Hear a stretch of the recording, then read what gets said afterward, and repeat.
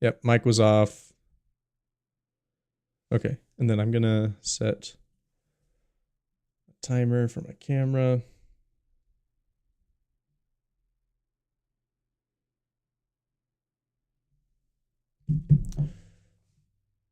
Okay.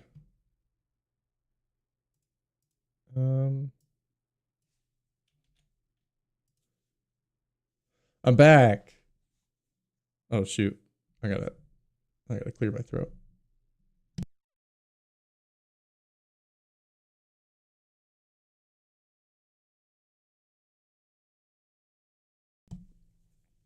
Okay, the chat is not working.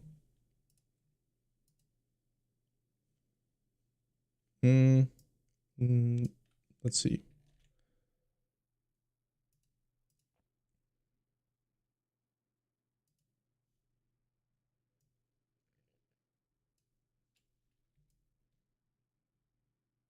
Yeah, it's being weird. Oh yeah. Yeah, I forgot. There's another program I have to have open for chat to work. Let me get that going.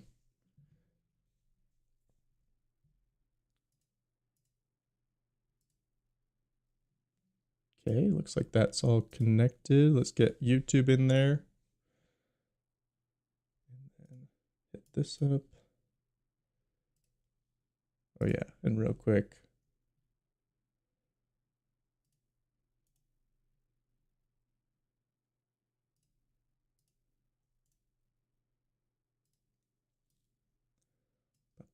Back to this.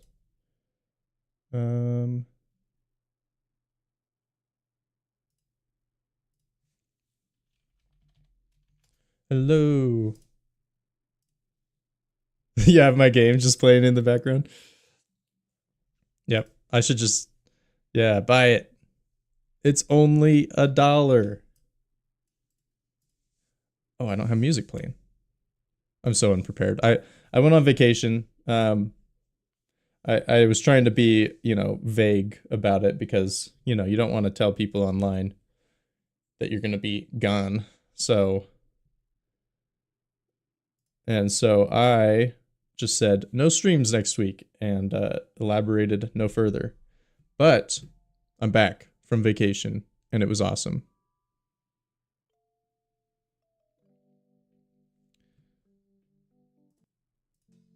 I do. Yeah, I went on a cruise. And so on Sunday, the day after I got back, it was like 10 a.m. and I was feeling the sway of the ship still. Had my sea legs, and I was like, oh, I need a buffet and a nap.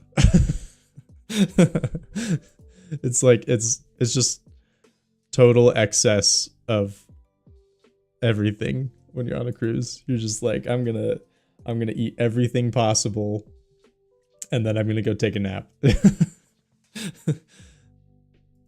It was great. I don't think I gained too much weight though. I think I look fine. I think I'm good. I think I'm good. Mike was in the way, but you get the gist. I got the good genes. Lucky me. I gotta brag about something, right? No, that's probably gonna get me canceled, huh? Bragging about jeans. I'm not big enough to get canceled. Okay, well, we've got some news. Oh shoot, I'm in the way. Should I just scoot on over to the other side? Okay, we'll do that. All right, I'm on the other side now. Okay, yeah, let's get into it. Hello everyone, welcome back to another Game Dev Newsroom. Oh shoot, sorry. Haven't streamed in a week. So getting back to it, and my throat's not ready for it. Anyway, we're gonna go over a few articles today, and then I've got a little bit of like a wholesome what would you call it? Like game release that happened last week that I've been following. And so yeah, we're gonna do that. As always, I'm joined by Night Owl, who is studying game development over in Sweden. And he is the one who curated these articles. So as always, thank you, Night Owl. Okay, well, let's start off with the first one. 1 sec, I'm going to turn my music down just a little bit because I can't hear myself think. All right. High Guard to shut down 6 weeks after release. So I'm going to do just the, little bit of the background that I know, which was that, in fact, let's hop on over to this right here.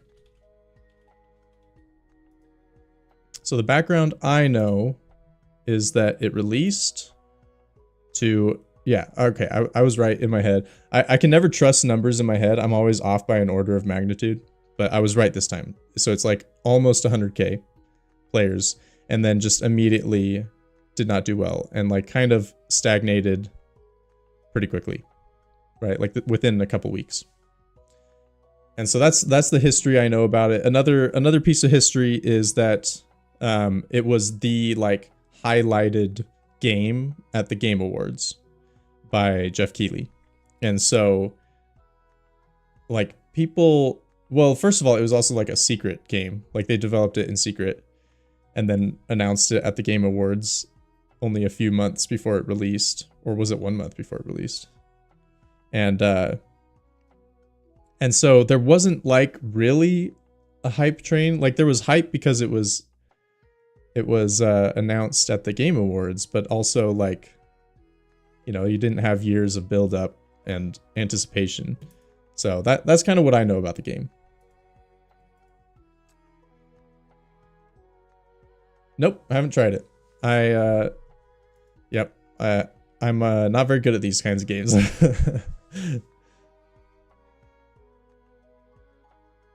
But yeah, do you want to like take it away? Tell me about this article.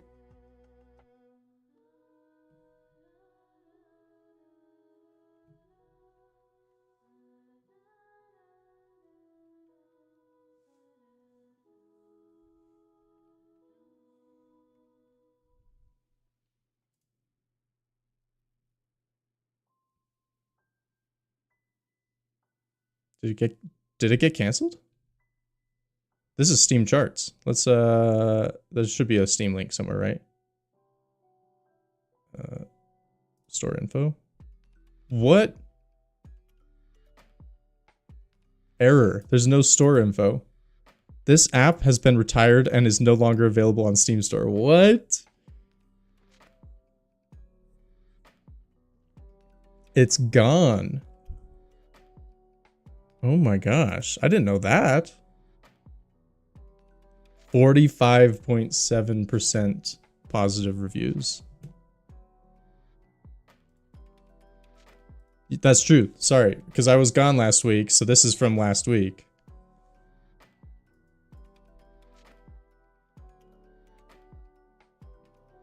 Okay, yeah, send it to me. Let's find out what happened.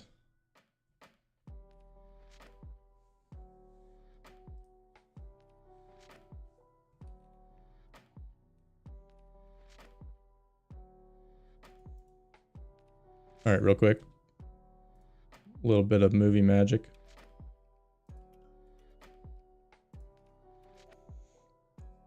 All right. To permanently, yeah, because this one, it said to shut down. But this one says to permanently shut down, which I don't know. I feel like maybe that makes a little like that. There's a big distinction there, I think. Yeah, on March 12th.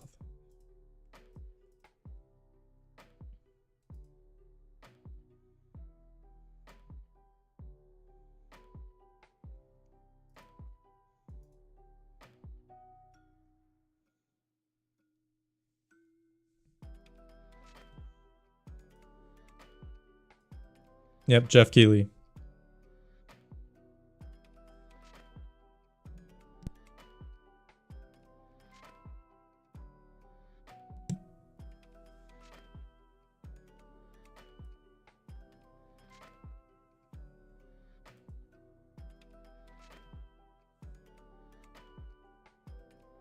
numbers, right? But totally dropped off, like you showed in the charts. And they did have like high. I'm gonna change what I said. They were planning like an update, but the question is like for what players? So yeah, it's unfortunate. Yeah, But I what? feel like this was like a strategic miss rather than the game just sucked. It seemed fine, right? Yeah, so yeah, that was my initial impression of the game was like I just went to Steam one day and watched the trailer and I was like, holy cow, this looks incredible. This looks like Yeah, cinematic. Like it looked pretty cool. yeah, but then And then you keep watching the trailer and you're like, how many abilities do these guys have? Like there's so much in this game. It seemed like maybe they were trying to do too much. Just from it a, didn't really that was my take. very focused. Yeah. And the thing is, they were like listening to their players and fixing stuff, adding like different game modes that players would think fit the game better. But it was just like too little, too late. The game just wasn't fun enough. It didn't really like capture players. It's a free-to-play game, so like that's why I'm guessing that a lot of people tried it. Yeah. So I like it just feels like a slight strategic miss that just didn't manage to just keep players around, and which sucks. Like that's really tough when you have like a live service title and not having any players. That's your game dead. But the interesting thing as well is, I don't know if they mentioned it in any of the articles, but I think it was like the producer said that they didn't need high player numbers; they would survive anyway. This is paraphrasing, Yeah. of course, but it's like, no, you do need players for a live service game. You can't just like run around and not have players with a live service game. That's the whole game, is that you meet new players online all the time. That's what makes it exciting. So yeah, I'm mostly just like in the camp of like, this sucks for the developers, and I'm guessing it was not the developers' fault either. Like I'm pretty good at not blaming developers, but in this case, the game didn't seem broken or anything like that. It just seemed like strategic misses from like the C-suite or marketing or something like that. And the unfortunate thing being the most like hype spot at the Game Awards and then not living up to that. That sucks. That's just unfortunate. Well, and yeah, I think it's just a lack of market awareness, right? Hero shooters are like, there's so many, and it's a genre that's like heavily dominated by like 2 or 3 of them, right? And that's the ones I know are Overwatch and Marvel Rivals. Yeah. Like people have put so much time into those games, and those games are giving good updates. Like I think last time on Game Dev News, we talked about how Overwatch was like kind of making a comeback. They released a bunch of new heroes or characters, whatever you call them, and they were good. The game's good. They rebranded. Like it seems like they're backing up and making the good decisions going forward. And so with Overwatch and Marvel Rivals just crushing it, like why would you try to enter this space right now? So I think that's like maybe some bad market awareness, but then also like to me it goes back to like, why would you work on this game for like, probably at least 4 years? I don't know how long they worked on it, but this is a big game. And then not tell anyone about it until like 2 months before release. Like, try to generate some hype, try to Try to like get people excited for it coming up, and you know, maybe even their playtesting was kind of bad because they're trying to keep it quiet, and so maybe their gameplay kind of suffered for that. Not sure, but yeah, I think, yeah, it's like you said. Seems like the people who in charge didn't do it right. Yeah. And Bloomberg reported as well on in the article I sent you first, the one from This Week in Video Games. Bloomberg reported on that several former Wildlight employees suggested that the game's complex nature, inadequate testing, and hubris was to blame for its downfall, which like kind of lines up with what we're talking about. Continuing the same paragraph, studio leadership reportedly rejected the idea of public playtesting, supposedly wanting to replicate the successful surprise release of Apex Legends, which the majority of the studio had worked on. Which, yeah, cool, great idea, but that's a massive gamble. One that, like, even if I had like the best team, I wouldn't bet on a gamble like that. That's super risky.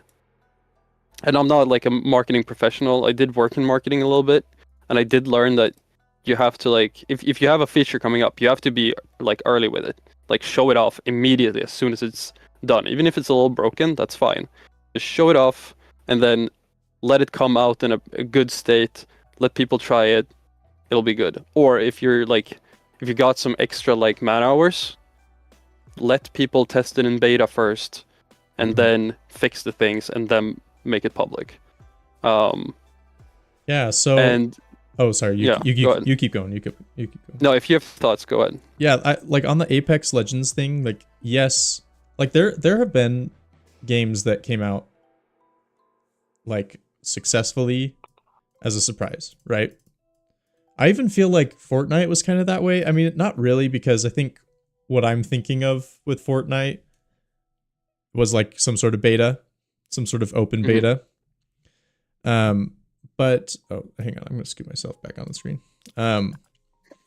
But like, I feel like Fortnite and Apex were doing something else. You know what I mean? Like High It was Guard, a bit fresh. yeah, like Fortnite was the freshest. You know, like when that game came out, everyone was like, "Oh my gosh, it's like Hunger Games," and like we're just like so hyped. Like, there's only one winner. Like you just try to get as high as you can get, and like it was super new. I mean, that's coming from me not playing like PUBG and stuff like that. I'm sure there were other games that were like it, but Fortnite hit the mainstream with this new idea, and it dominated the next 5 to 10 years of shooters, you know? And so that was like, and then Apex is, I think it was the same thing.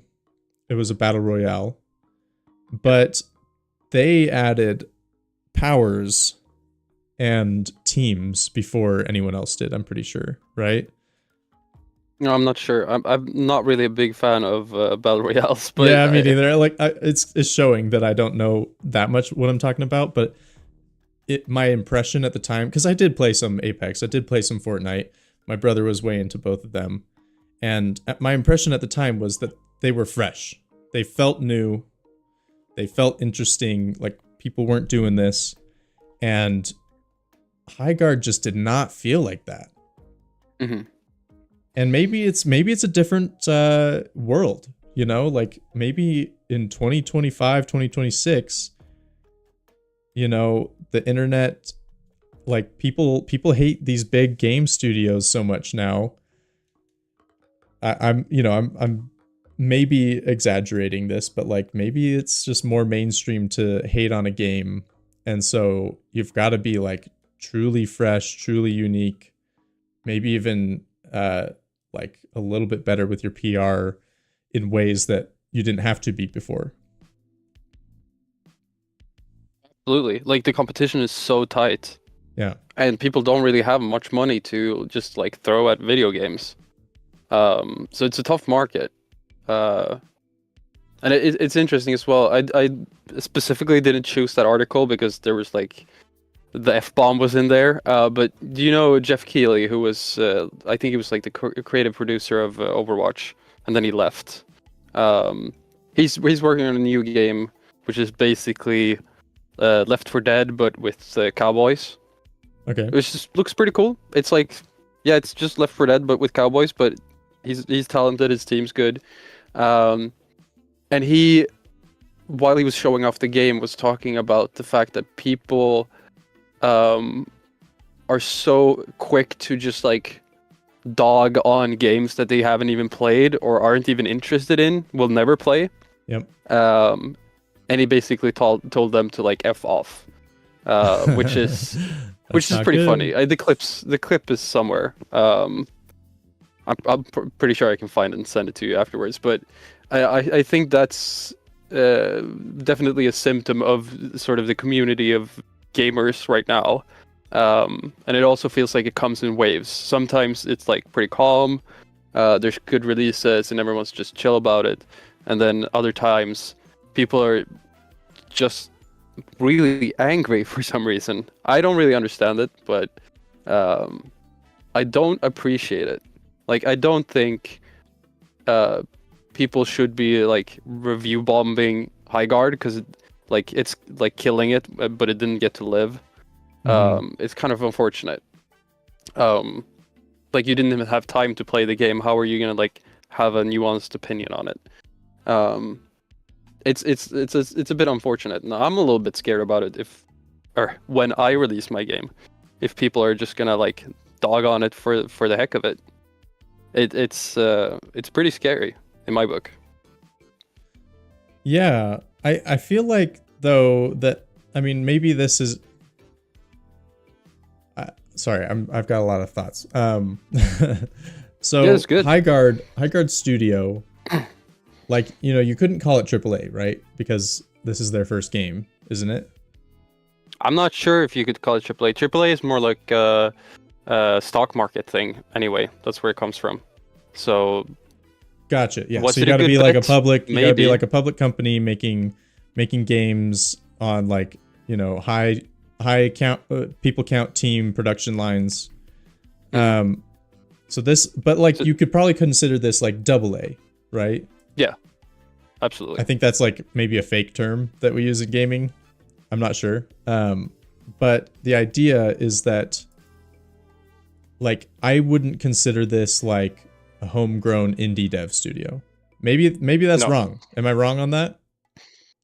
No, I don't think so. Like, it seemed like they had a pretty big team, a lot of like experienced developers, good connections, investment, you name it. Okay. So definitely not homegrown specifically. It's Because- not grassroots. Because I feel like gamers give indie studios way more grace than these studios. And Yeah. so to me, I fear a lot less, at least right now, as an indie dev releasing a game, than a studio like this should fear, I think. I'm not saying it's right or wrong. I think that I'm kind of with you that people don't give games a fair shake these days, or at least, like, you know, some mainstream personalities don't, and that leads to a lot of hate for no reason, you know, for people who aren't doing it in good faith. And so yeah, I'm pretty against that. I think if a game's bad though, like, and like your company couldn't handle it, like, it was like you said, the guy was like, oh, we don't need millions of players, we're fine. And then clearly that just wasn't true. Like if you're gonna have statements like that, like, back it up, like, be fine, have enough funding to keep going for like 6 months and see if you can appease the gamers correctly, right? And Yeah. Have you heard of Burnt Peanut? Yeah, he pops up sometimes. Mostly discussions about him, so I don't know much. Mostly discussions about him. Yeah, so I heard about him because like, someone was saying that he is the only Tarkov player that likes playing video games. And I love that. I thought that was so funny. And it's been true. Like with all these new games coming out, he gives them a fair shake. He plays them for a long time. And the people he streams with, they'll sometimes be like, all right, well, should we move on? And he's like, what are you talking about? This game's been out for 3 hours. Like, we're playing all night, you know? And he has fun playing games, playing any game. And so people are pretty happy about that movement that's starting. And I think that that'll be good for game developers as well. So kind of rooting for that. But I think we should move on. We've taken a lot of time on just the first article. So it's an inflammatory topic. It is. It is. But it's interesting. Yep. Sorry. I sent you the definition for AAA, by the way. I found a pretty good thing on it from the Wikipedia page. All right. I think it's pretty accurate. In the video game industry, AAA, AAA, also known as AAA, is a term used to classify video games produced or distributed by a mid-sized or major publisher, which typically have higher development and marketing budgets than other tiers of games. The term originated in the 90s and 2000s as development budgets for high-profile video games such as Final Fantasy VII grew into the tens of millions of US dollars. Okay, so it really just is talking about the budget.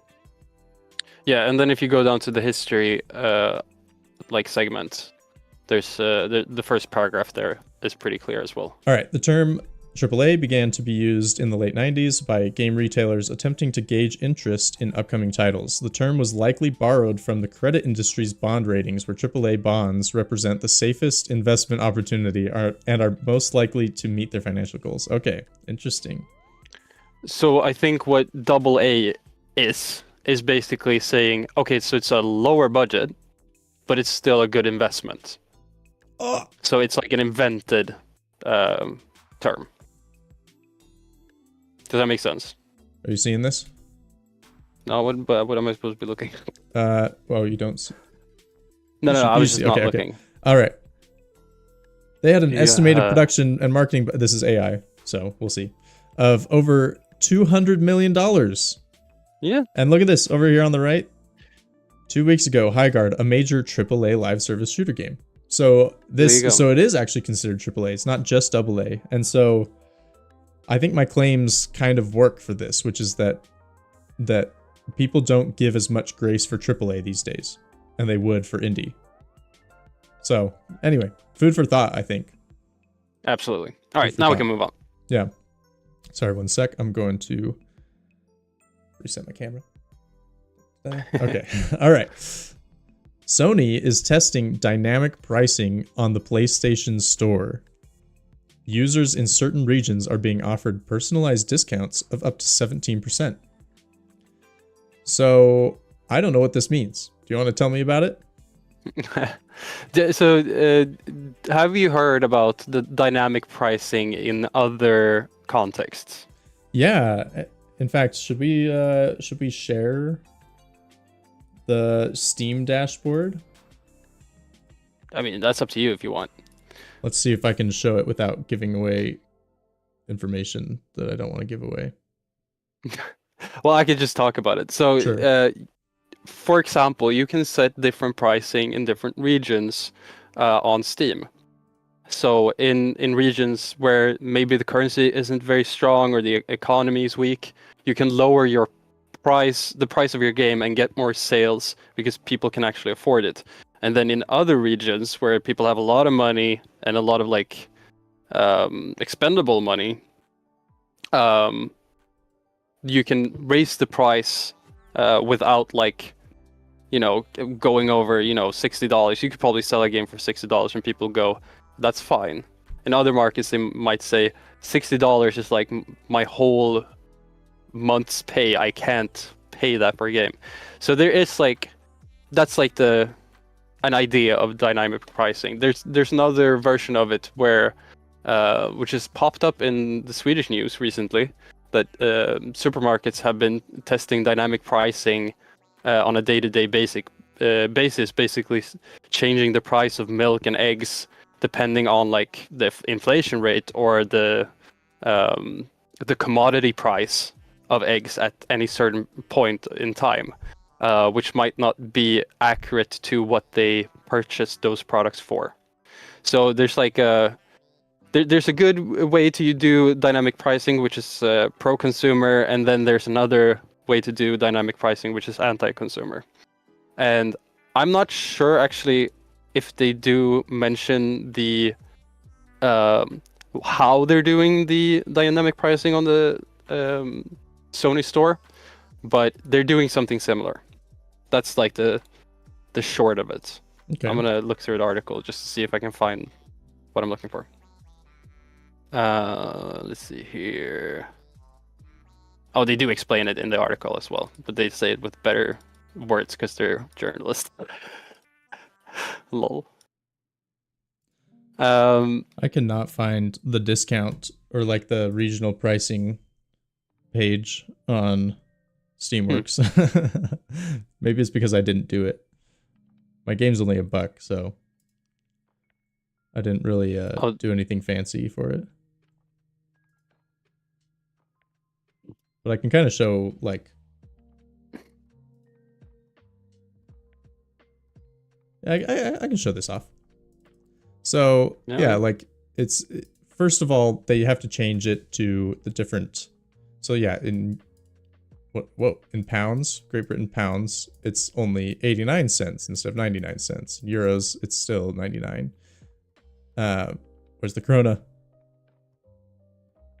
I don't think Steam supports krona. No krona. They just use euros.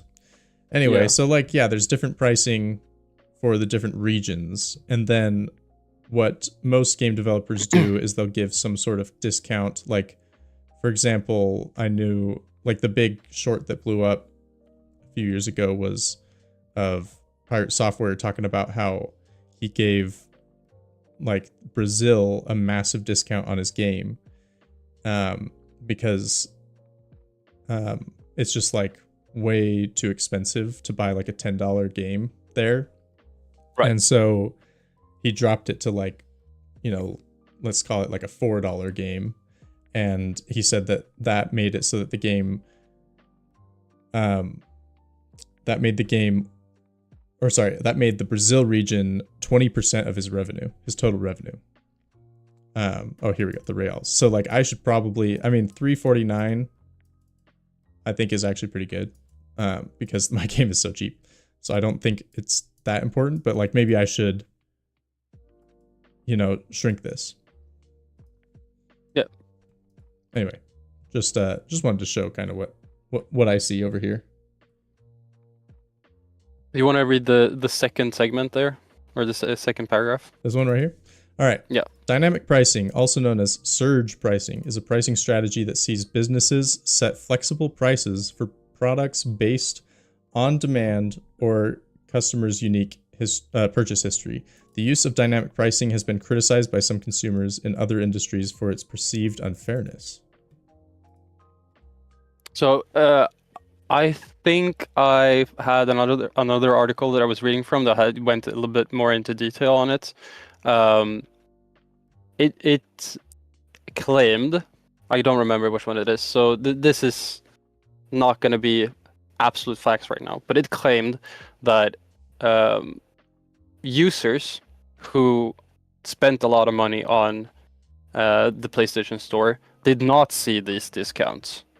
Of course, this is still in like testing from Sony's side, AB or whatever they want to call it. But the people who did see discounts show up were people who didn't spend a lot of money on the PlayStation Store.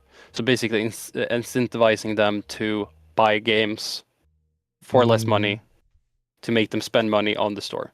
Which I'm not sure if that's like bad or anything, but the concept of dynamic pricing is like not necessarily a slippery slope, but it can get iffy.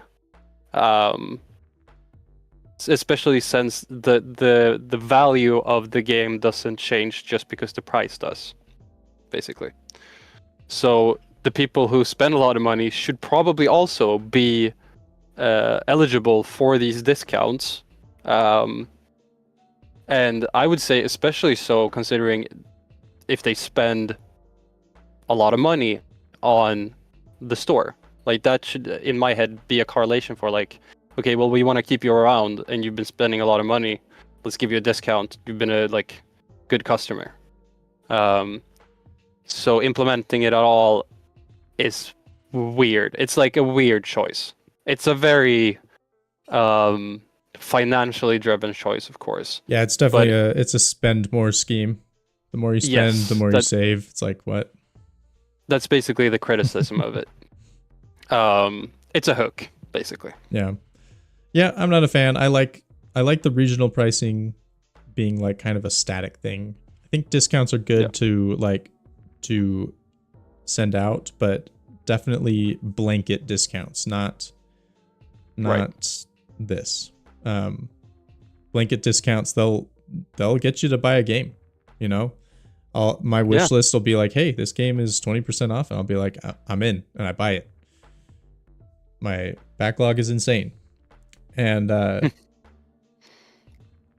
so I think that's good. I think this sounds rough. We'll see what happens. Yeah. I think we can leave it at that. PlayStation's been having good wins lately, though. You know, I feel like PlayStation is kind of making a comeback. You mean like that they're porting stuff to PC? Yeah, they're porting stuff to PC. Yeah, they're gonna stop doing that. Oh, they are? Oh no. Yeah, I don't know why I didn't add that as an article. Maybe it was just like sort of too short, I think. But and also we had talked about it previously. But they're not gonna keep porting things to PC because it's just not worth it for them. Dang. I don't remember exact deals, but that's a shame. It's a misstep, I think. Yeah, I feel like Helldivers 2 is like their biggest success in my mind. Have you seen that? Like let's look at this. There are 76,000 people playing right now, and it is 8 a.m. in the US. Well, the 24-hour peak is obviously that, but like look at this. Like they're just crushing it. And this is only Steam players. It's also on Xbox and PlayStation. Like this game has been out for 2 years and is still crushing it. And this is a PlayStation published game. And I think that, yeah, and I think this is incredible. So I think that they have the capacity to be like a really good game publishing and game providing company. But yeah, decisions like this do make me lose a little bit of faith. Yeah, that's what I'm feeling too. And I think the reason that Helldivers is such a big success is the PC player base. Yeah, 100%. I don't think it would be where it's at right now if it wasn't for that. Yeah. I mean, yeah, like if you go to max, like you go to launch, launched to 458,000 players. So crazy. So crazy. Those numbers are insane. I can't even imagine. Like I can't even imagine what's their low point. 47? 38? Can you imagine that? Many people playing your game at once? Oh my god. Yeah, it's pretty crazy numbers. But I think it also has to do with the fact that like it is such a team-focused game. Like you have to be multiple people, and it just makes it easier to play together. Are you gonna look up your own stats? Oh, I peaked at 1 player. Yay! My all-time peak was 3 players. Anyway, I thought that was. But this is where you gotta start talking strategy, right? Helldivers was hyped. It came out. It was kind of had some issues, but it got fixed. So there's like, dude, the bugs were fun. Yeah, but I think you're talking about the PlayStation Network problems, right? Oh no, that came later, and that was horrible. That was horrible, but the devs, it didn't. The really devs specifically, they proved that they were trustable, and you can listen to account linking shenanigans. They have it marked. What is that? Yeah. And Omens then these are the Attorneys, different these are the updates. These are the different updates. But yeah, this is where they were like, "Yep, we're making you get a PlayStation account," and then drop to 47. But that literally wasn't even their lowest. So they wrote it out. Yeah. Anyway. Cool. Well, let's go to the next one. Yes. All right. European age ratings to classify loot boxes as PEGI 16 by default, which is PEGI. PEGI. Okay. Yeah.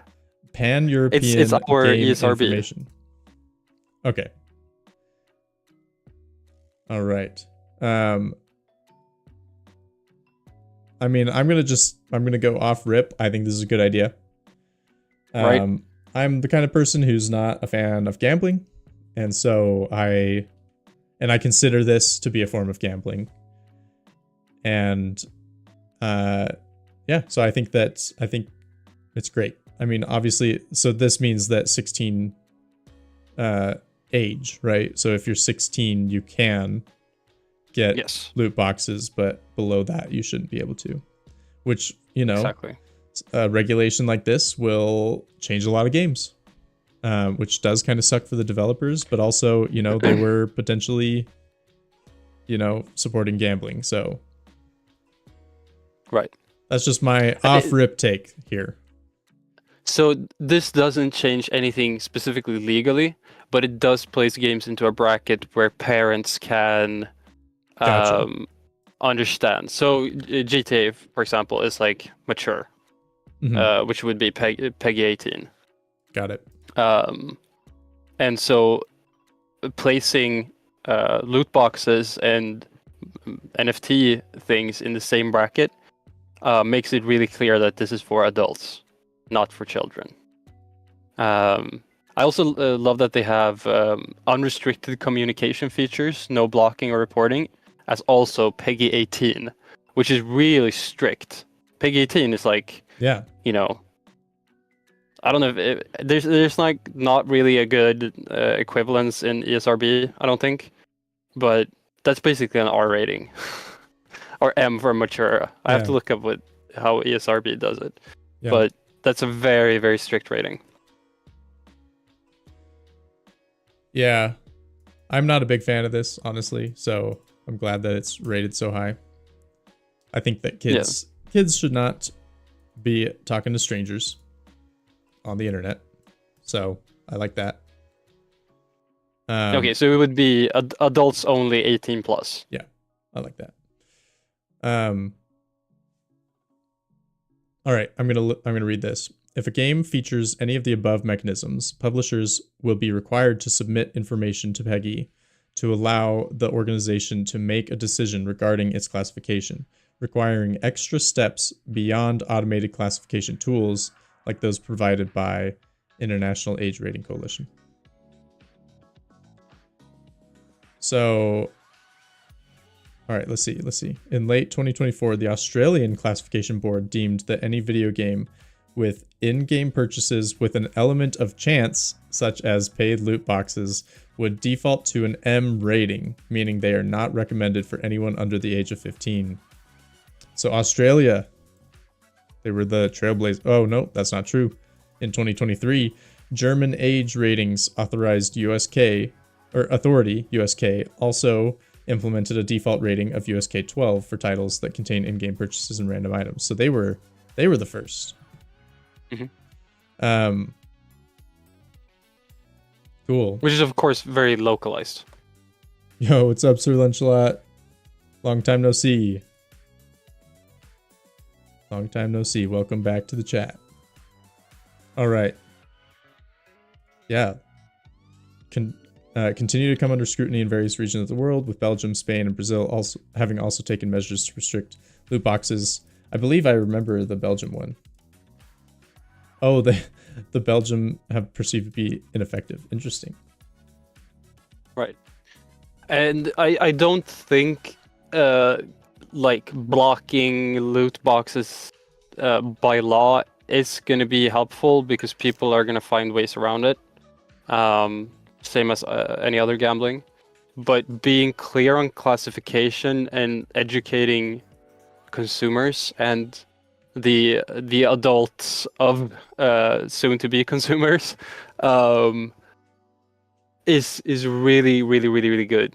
And for most of us who like just make video games, this isn't going to change anything. Yeah.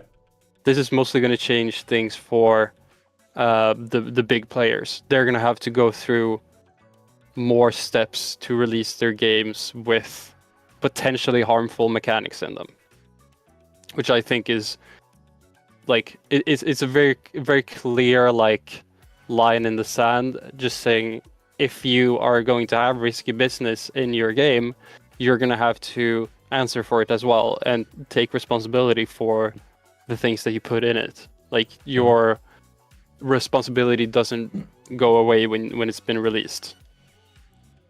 All right, so a little bit of a personal story here. So this will affect the young player base for sure. When I was a kid, I was not allowed to play. Well, I wasn't allowed to own Smash Bros. Melee because it was rated T. Mm-hmm. And so I could go to my friend's house and play it because, you know, what are they going to do?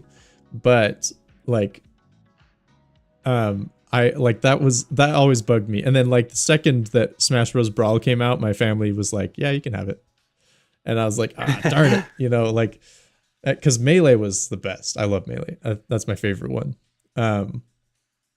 And so it's ratings like that prevent you from playing a game, you know, in a household where the parents are only paying attention to the rating. They don't play games themselves. And so in a way that's good, right? Because now parents will see these games that do have, you know, these things in it, and they'll be like, nope, you can't play that. But it's also bad if like, for example, it's like a really tame game, and the kid's not even gonna have access to a credit card or anything anyway, and the parent says no anyway because of the rating. So that's kind of like the other side of the story, right? Of course. But you know, in general, it's good just to be informed.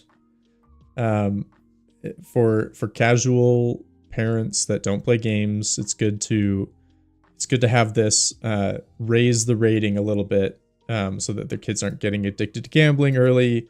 They aren't talking to strangers on the internet, stuff like that.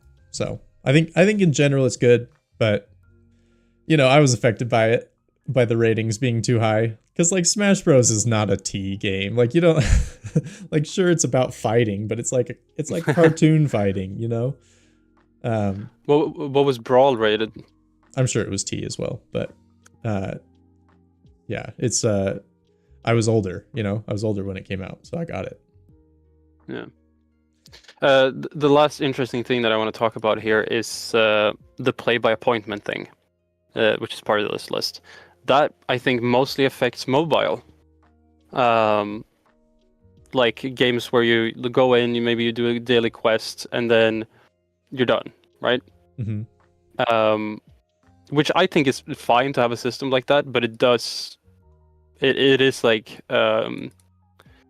routine building and can be addictive, especially, which they mention here, if the player is punished for not returning, in which case they even raise the rating, which I think is good. Because if you're punished for not playing a game, you're going to want to play that game as much as possible. So trying to remove those is your daily quest. Gotta do my dailies. Well, see, you're not punished for not returning, so that would be no, Peggy you lose 7. your streak. No. You lose your streak. Do you actually have a streak? Your stats. You lose the stats. Oh. So Wordle is Peggy 12. Cool.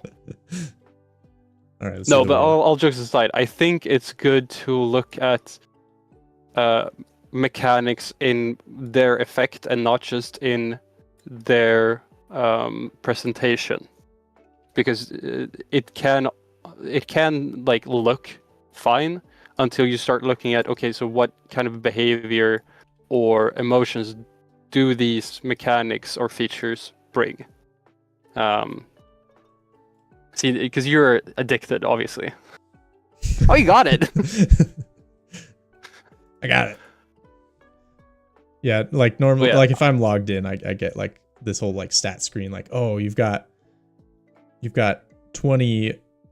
4 guest games in the past week or whatever. Like there's stats and stuff. So there's a little bit of a daily aspect to it. Yeah, well, play by appointment is a pretty cool way to like target it. I've never heard that phrase before, but it's like somehow vague at the same time as being very, very clear what it means. It's that if you can't just do it whenever, basically. Yeah, I mean, so this is everywhere. I mean, like even Duolingo does this. My wife plays a lot of these games. Yeah. And it's not even games. It's like Duolingo or like Finch or stuff like that, where it's just like you gotta hop in daily. She plays Clash Royale. Gotta hop in daily, get the free 100 emeralds and buy the cheap legendary card, and yeah. Anyway, so it's everywhere. So I bet most games are at least PEGI 12. Yeah, at this point, it feels like a lot of games are gonna have to be re-rated. I don't know if that's something they do. I would assume not. But emotionally, I feel like a lot of games should be re-rated. Yeah, true. All right, well, let's move on to the next article. Oh, okay, wait. My wife's calling me out. What'd she say? Outing my addictions. Yep. There you go. Sorry, I should say we play those games, because I also got into a lot of those games. I was an addict on Clash Royale for a very long time. You already proved that you're susceptible. So yeah, okay. I just did my Wordle. Should we do the travel? No, I'm just kidding. All right. So the last article is live stream fails.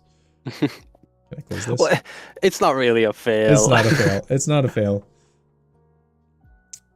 Okay. Sir Launcelot says they already started in Germany with the re-rating. We can't play many games because of that. Wild. You can play them, but they're rated high, so like a parent would be like, nah, you're not playing it. Yeah. All right. I gotta turn on my Chrome audio. Oh, you can't buy them on Steam? Really? Oh, like if like you're under the age limit.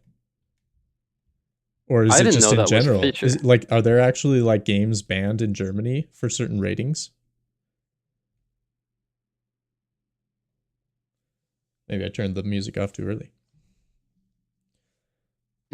Steam doesn't put up with that and just hides the games. Shoot, wow. That sucks. Yeah, I mean, it's like I said, it's a double-edged sword. I think it's good that there's, like, I think it's good when you can still make the decision to buy and play the game. It's not like a restriction on playing the game. It's just more information needs to be in the ratings. But if they're gonna like full on ban the game, hide the game on certain platforms, like, not a big fan. Not a big fan. Many horror games and shooters and almost everything too sexy. Yeah.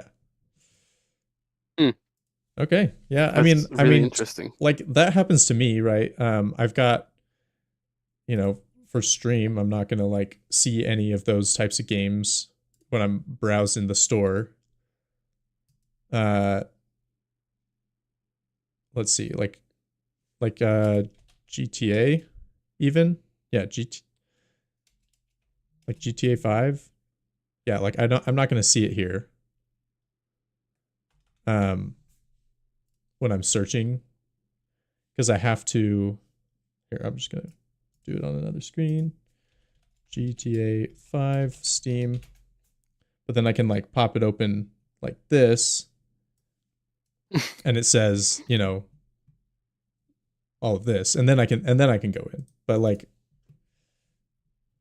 yeah, I mean, preventing me outright from being able to play, that would really suck. So, all right.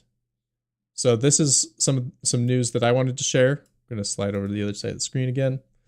I've been following this guy for just a little bit, maybe like 5 months, something like that.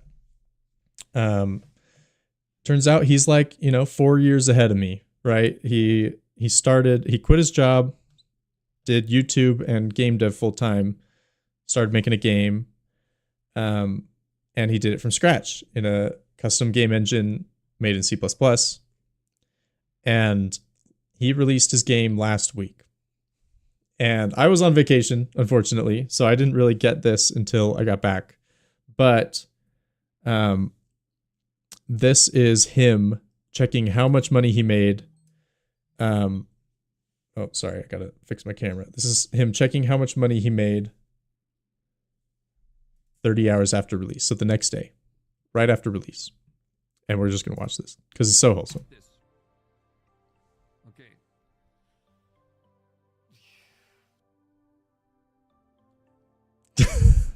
Look at that face.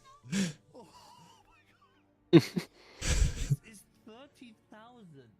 30.000 Dollar. His partner shows up. Yeah, his wife comes in.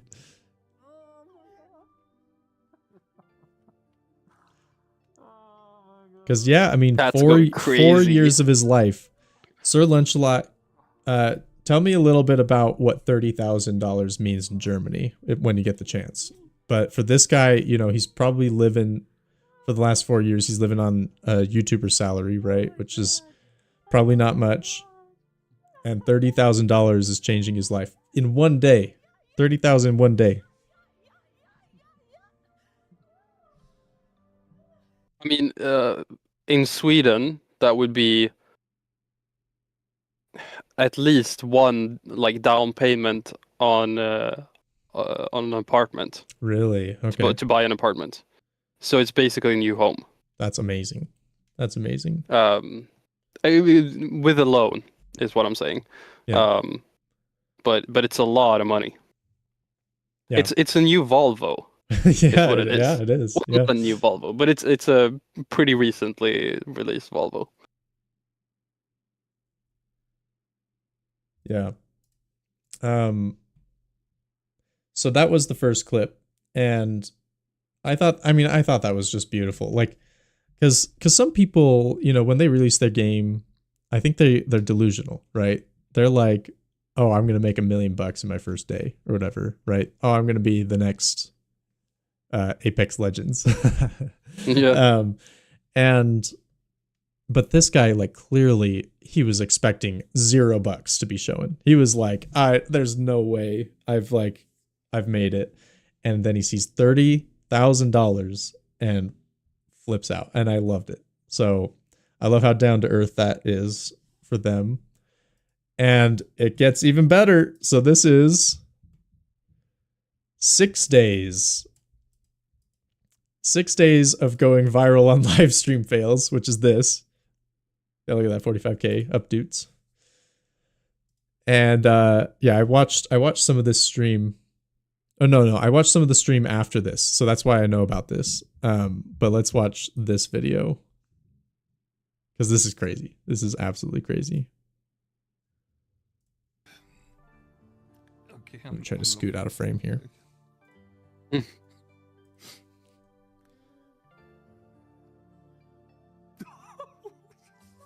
That's wild. I tried to zoom That's in. It didn't work. crazy. Oh mein Gott. Das stimmt, 200. Stop, stop.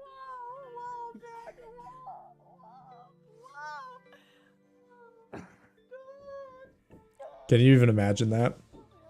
No, that's insane. Because I was talking about like, oh, the down payment. That's a whole apartment in Sweden. Yeah, the full thing. My buddy just bought an apartment for that amount of money.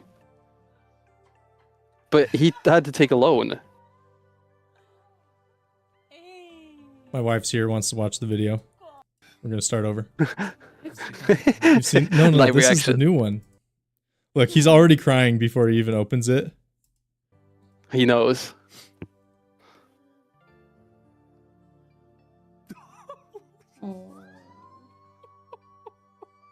Can you even imagine that moment? And then his wife just freaks Oh out. my god. Leave me alone. I hope you cry on stream. Yeah. No, I'm a rock. I never cry. No, you would cry. Come on. I'd be a mess. How much does college cost? Well, it depends. I didn't pay much for college. How much would it have cost for us if we didn't have our scholarships? It was like 3,500 a semester. So like less than 50K? So you had 30,000 tops? Yeah. Or was it cut in half because of... Yeah, I want to say like a little less than 50K for us. I think it's less. But think I it's paid a lot less than that. 30,000 tops, but maybe closer to 20. Hi there. Yeah, the whole family's here. So we're gonna wrap this up, but yeah, I really wanted to share this because I've been following this guy for a while, and well, a little while, and I thought this was very wholesome, and it's just a great win for indie devs out there. Follow your dreams, do it right. He Yeah, was very congrats to serious. Cakes. He was very serious about his craft. He was very diligent on the marketing, trying to get the word out to different streamers and stuff to play the game. Penguin Z0, Moist Critical played his game, which was huge. And so, yeah, do it right. And it's pretty cool. Pretty cool. Yeah, awesome story to end on. Yeah. Well, as always, thanks Night Owl for the articles. Thanks Sir Lunchalot for hopping in the chat. And we'll see you guys tomorrow. I'm going to be streaming tomorrow. So Bye, everyone.